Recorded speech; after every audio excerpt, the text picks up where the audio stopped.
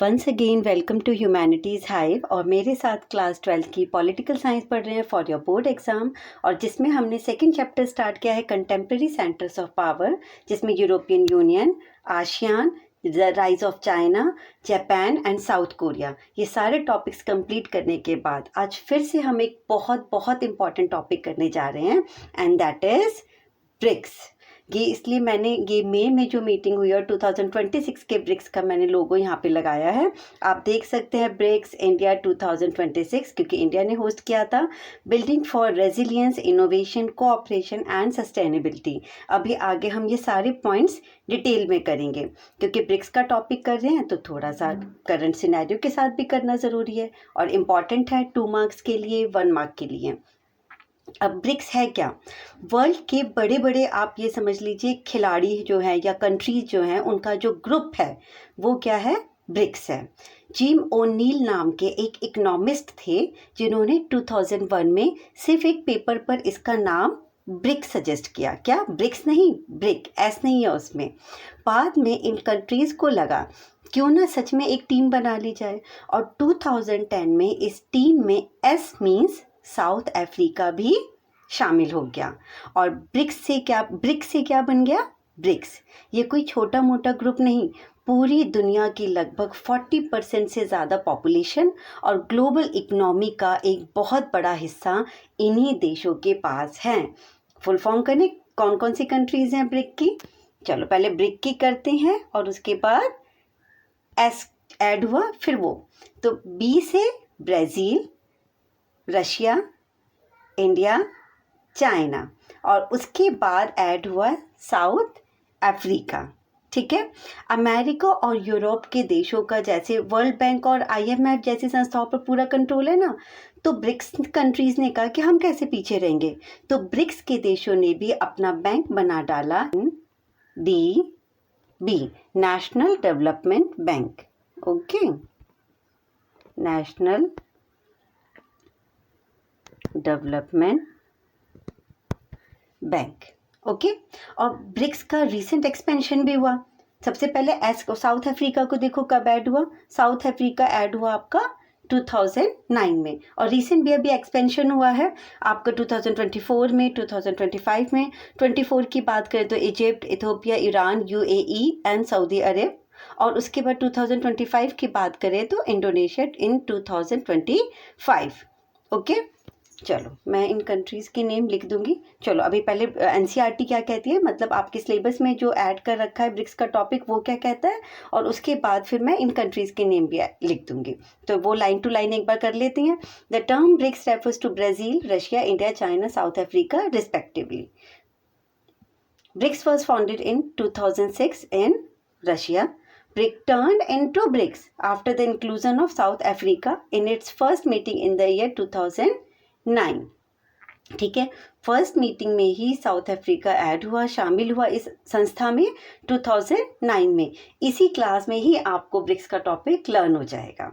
The key objectives of BRICS are primarily to cooperate and distribute mutual economic benefits, small a, among its members besides non-interference in the internal policies of each nation and mutual equality.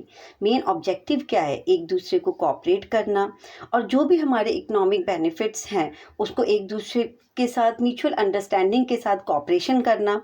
ठीक है। और किसी countries के internal matter में interfere नहीं करना, उसके internal policies में इंटरफेयर नहीं करना, और म्यूचुअल अंडरस्टैंडिंग से हम सारे काम करेंगे।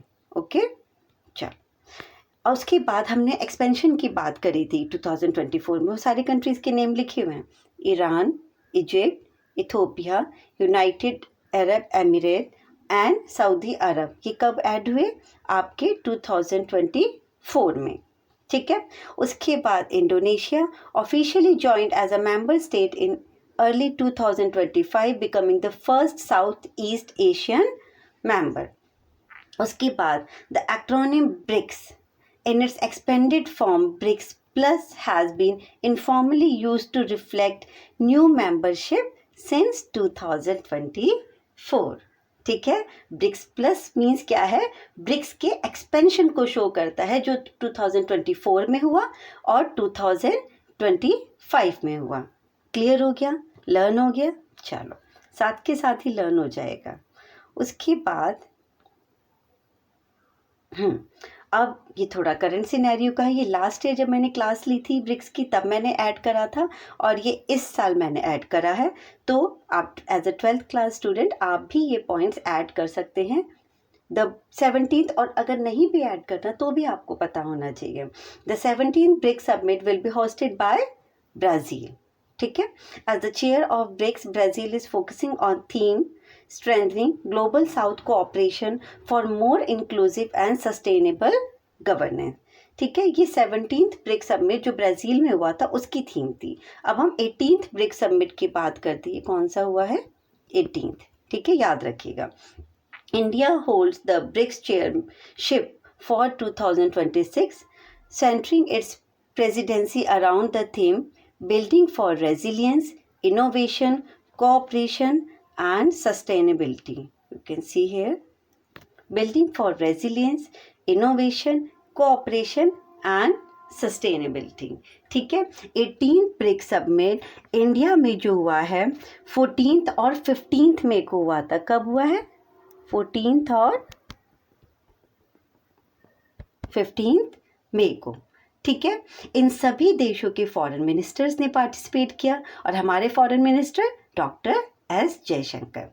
ब्रिक्स की जो थीम है वो मैं अभी आपको बता चुकी हूँ, फिर से एक बार रिपीट करते हैं। Resilience, innovation, cooperation and sustainability, human central developed की बात करते हैं। रेजिलियंस की बात करें तो strengthening supply chains, climate challenge और हेल्थ क्राइसिस के लिए अपनी कैपेसिटी को स्ट्रॉन्ग करना है, ठीक है। रेजिलियंस की बात कर रहे हैं।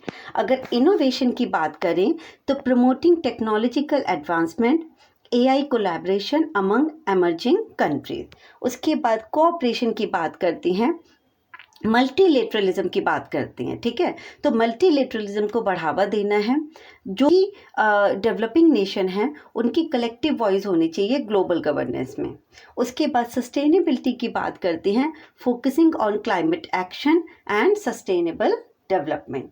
देखा कितना छोटा सा टॉपिक है और कितना इजी है। तो क्या क्या पढ़ा हमने ब्रिक्स में?